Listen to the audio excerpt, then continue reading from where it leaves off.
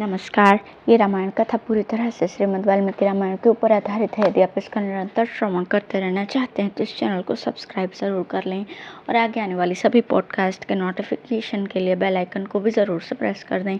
अब हम सुनेंगे 18वां सर्ग। श्री राम का वाली की बात का उत्तर देते हुए उसे दिए गए दंड का औचित्य बताना। वाली का निरुत्तर होकर भगवान से अपने अपराध के लिए क्षमा मांगते हुए अंगद की रक्षा के लिए प्रार्थना करना और श्री राम का उसे आश्वासन देना। वहाँ मारे जाकर अचेत हुए वाली ने जब इस प्रकार विनयाभास, धर्माभास, अर्थाभास और हिताभास से युक्त कठोर बातें कहीं, आक्षेप किया, तब उन बातों को कहकर मौन हुए वानर श्रेष्ठ वाली से श्री रामचंद्र जी ने धर्म, अर्थ और श्रेष्ठ गुणों से युक्त परम उत्तम बात कही। उस समय वाली प्रभाहीन, सूर्य जलहीन, बादल और बुझी हुई अग्नि के समान श्रीहीन प्रतीत होता था।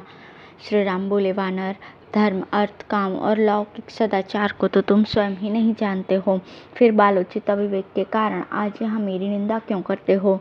तुम आचार्यों द्वारा सम्मानित बुद्धिमान वृद्ध पुरुषों से पूछे बिना ही, उनसे धर्म के स्वरूप को ठीक ठीक समझे बिना ही वानरोचित चपलतावश मुझे यहाँ उपदेश देना चाहते हो अथवा मुझ पर आक्षेप करने की इच्छा रखते हो।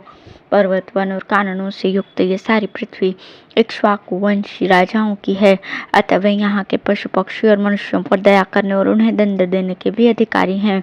धर्मात्मा राजा भरत इस पृथ्वी का पालन करते हैं। वे सत्यवादी, सरल तथा धर्म, अर्थ और काम के तत्व को जानने वाले हैं, अतः दुष्टों के निग्रह तथा साधु पुरुषों के प्रति अनुग्रह करने में तत्पर रहते हैं। जिसमें नीति, विनय, सत्य और पराक्रम आदि सभी राजोचित गुण यथावत रूप से स्थित देखे जाएं, वही देश काल तत्व को जानने वाला राजा होता है। भरत की ओर से हमें तथा दूसरे राजाओं को यह आदेश प्राप्त है कि जगत में धर्म के पालन और प्रसार के लिए यत्न किया जाए। इसलिए हम लोग धर्म का प्रचार करने की इच्छा से सारी पृथ्वी पर विचरते रहते हैं। राजाओं में श्रेष्ठ भरत धर्म पर अनुराग रखने वाले हैं। वे समूची पृथ्वी का पालन कर रहे हैं।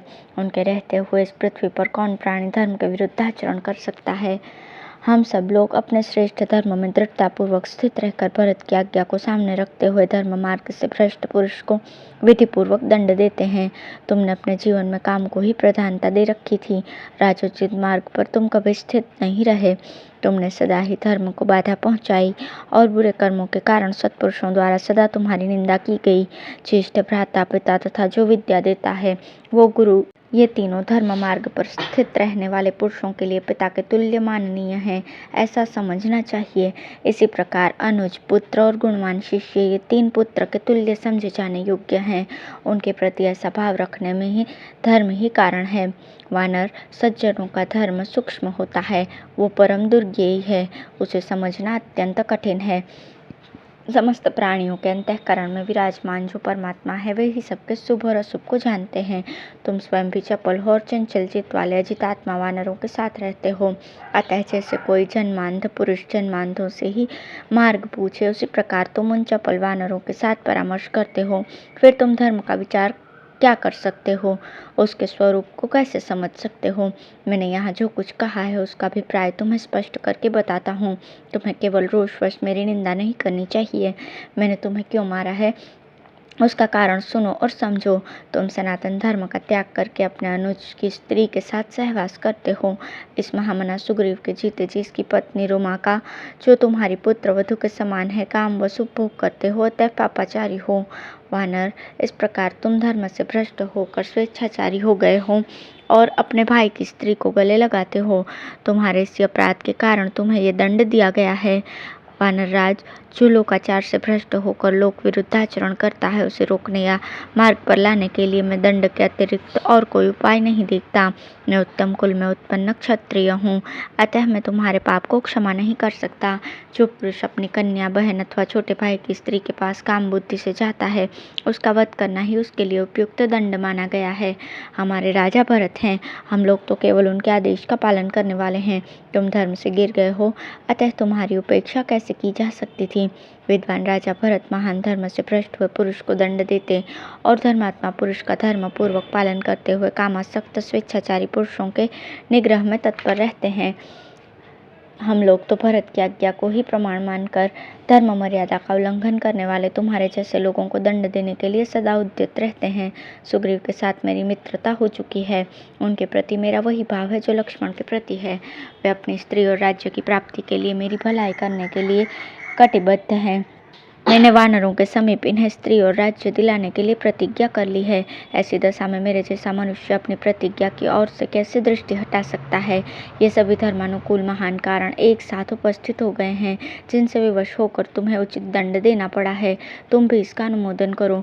धर्म पर दृष्टि रखने वाले मनुष्य के लिए मित्र का उपकार करना धर्म ही माना गया है।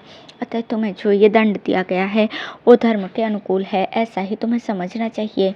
यदि राजा होकर तुम धर्म का अनुसरण करते तो तुम्हें भी वो काम करना पड़ता जो मैंने किया है। मनु ने राजोचित सदाचार का प्रतिपादन करने वाले 2 श्लोक कहे हैं जो स्मृतियों में सुने जाते हैं और जिन्हें धर्म पालन में कुशल पुरुषों ने सादर स्वीकार किया। उन्हीं के अनुसार इस समय ये मेरा बर्ताव हुआ है। मनुष्य पाप करके यदि राजा के दिए हुए दंड का भोग लेते हैं तो वे शुद्ध होकर पुण्यात्मा साधु पुरुषों की भांति स्वर्गलोक में जाते हैं। राजा दंड दे अथवा दया करके छोड़ दे, चोर आदि पापी पुरुष अपने पाप से मुक्त हो जाता है। किंतु यदि राजा पापी को उचित दंड नहीं देता तो उसे स्वयं उसके पाप का फल भोगना पड़ता है। तुमने जैसा पाप किया है वैसा ही पाप प्राचीन काल में एक श्रमण ने किया था। उसे मेरे पूर्वज महाराज मांधाता ने बड़ा कठोर दंड दिया था जो शास्त्र के अनुसार अभिष्ट था। यदि राजा दंड देने में प्रमाद कर जाए तो उन्हें दूसरों के किए हुए पाप भी भोगने पड़ते हैं तथा उसके लिए जब वे प्रायश्चित करते हैं तभी उनका दोष शांत होता है। अतः वानर श्रेष्ठ, पश्चाताप करने से कोई लाभ नहीं है। सर्वथा धर्म के अनुसार ही तुम्हारा वध किया गया है क्योंकि हम लोग अपने वश में नहीं हैं। वानर शिरोमणे, तुम्हारे वध का जो दूसरा कारण है वो भी सुन लो। उस समय महान कारण को सुनकर तुम्हें मेरे प्रति क्रोध नहीं करना चाहिए। वानर श्रेष्ठ, इस कार्य के लिए मेरे मन में न तो संताप होता है न खेद। मनुष्य बड़े बड़े जाल बिछाकर, फंदे फैलाकर और नाना प्रकार के कूट उपाय करके छिपे रहकर सामने आकर बहुत से मृगों को पकड़ लेते हैं। भले ही वे भयभीत होकर भागते हों या विश्वस्त होकर अत्यंत निकट बैठे हों। मांसाहारी मनुष्य सावधान असावधान अथवा विमुख होकर भागने वाले पशुओं को भी अत्यंत घायल कर देते हैं, किंतु उनके लिए इस मृगया में दोष नहीं होता। वानर धर्मज्ञ राजर्षि भी इस जगत में मृगया के लिए जाते हैं और विविध जंतुओं का वध करते हैं। इसलिए मैंने तुम्हें युद्ध में अपने बाण का निशाना बनाया है। तुम मुझसे युद्ध करते थे या नहीं करते थे, तुम्हारी वध्यता में कोई अंतर नहीं आता, क्योंकि तुम शाखा मृग हो और मृगया करने का क्षत्रियों को अधिकार है। राजा लोग दुर्लभ धर्म, जीवन और लौकिक अभ्युदय के देने वाले होते हैं, इसमें संशय नहीं।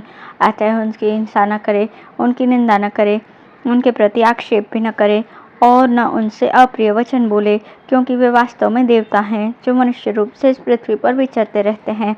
तुम तो धर्म के स्वरूप को न समझकर केवल रोष के वशीभूत हो गए हो, इसलिए पिता पितामहों के धर्म पर स्थित रहने वाले मेरी निंदा कर रहे हो। श्री राम के ऐसा कहने पर बाली के मन में बड़ी व्यथा हुई।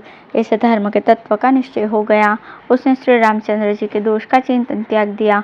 इसके पश्चात वानर राज बाली ने श्री रामचंद्र जी से हाथ जोड़कर कहा, नरश्रेष्ठ, आप जो कुछ कहते हैं उचित ही है, इसमें संशय नहीं। आप जैसे श्रेष्ठ पुरुष को मुझ जैसा निम्न श्रेणी का प्राणी उचित उत्तर नहीं दे सकता।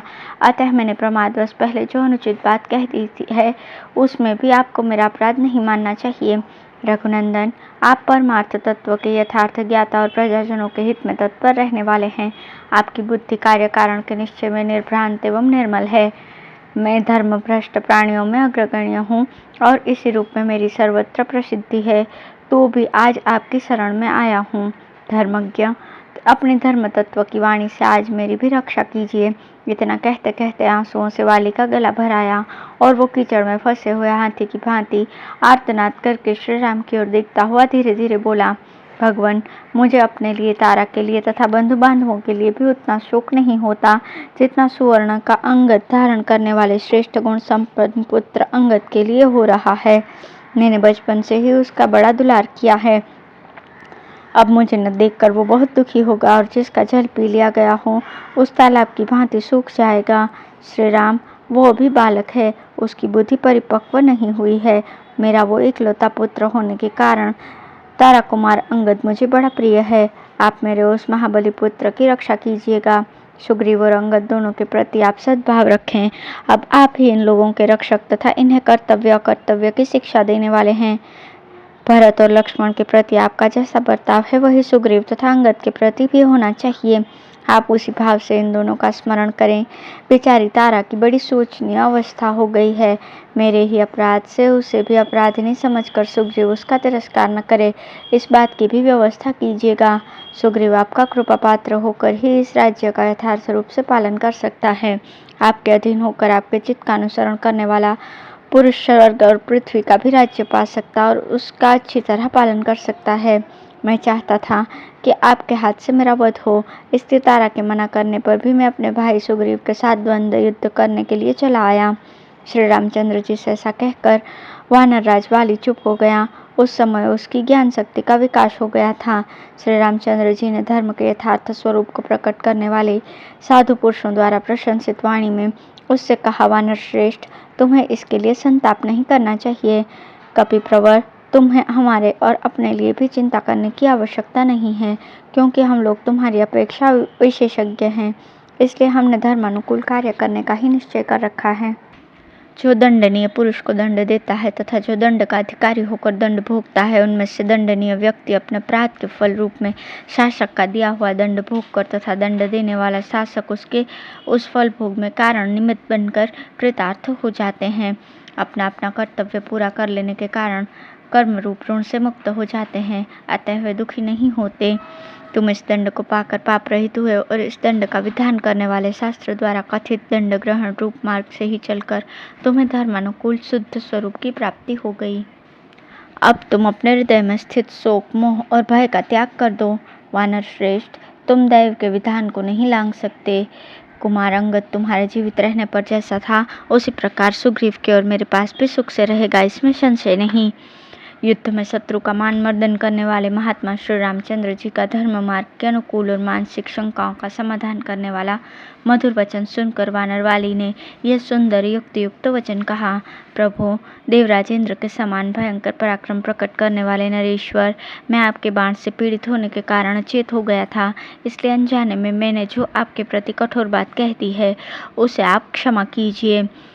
इसके लिए मैं प्रार्थना पूर्वक आपको प्रसन्न करना चाहता हूँ।